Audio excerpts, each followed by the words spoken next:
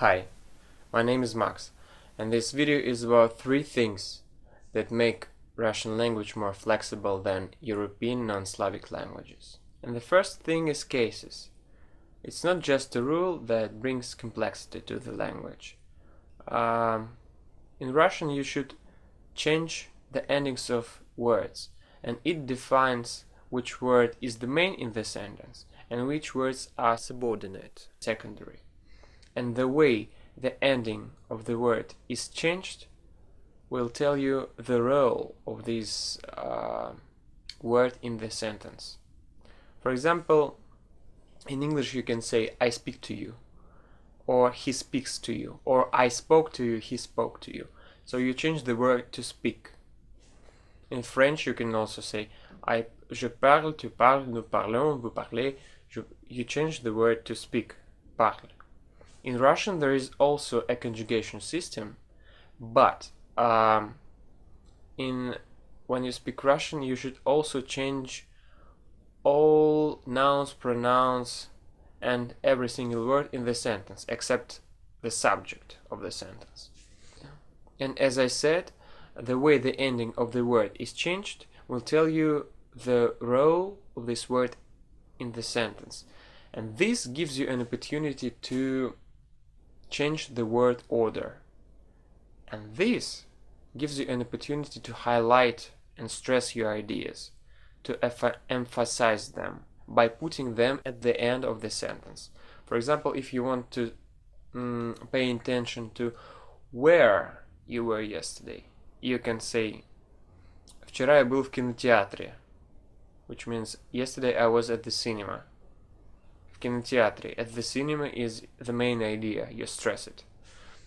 Or if you want to pay attention to when you went to the cinema, you can say в кинотеатре я был вчера.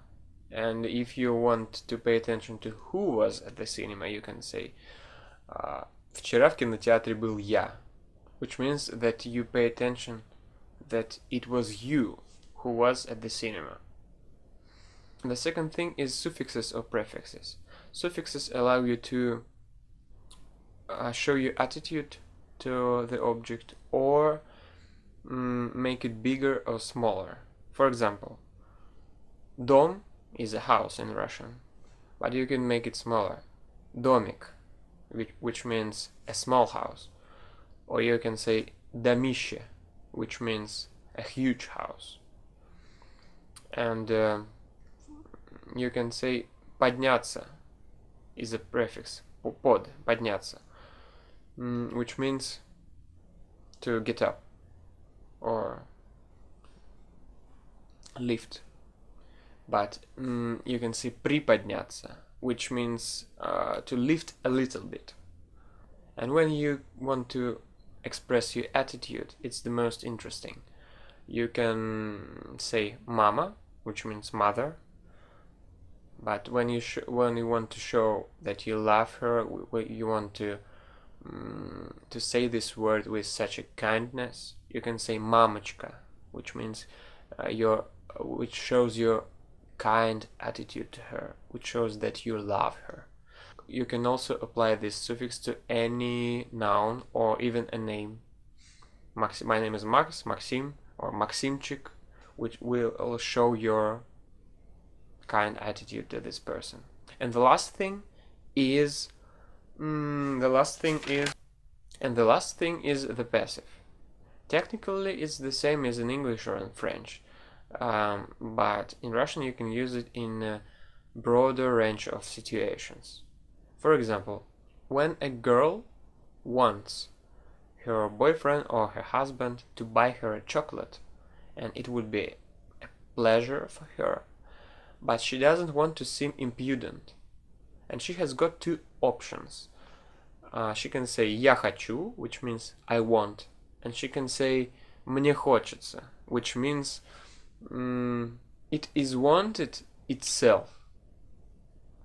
Next, if you want to say I'm lazy, Russian people never say я ленивый, but you can say like this. You can say я ленивый, which means in English I'm lazy to do it. But if you want to express that you don't want to do something, but you have an opportunity not to seem so lazy, and you can say «мне лень». «Мне» it means to me. «Мне лень» means that the laziness comes to me itself. It's I don't think it's so good to hide your laziness like this, but you have got such opportunities. So, and I hope that this video was interesting for you, and see you.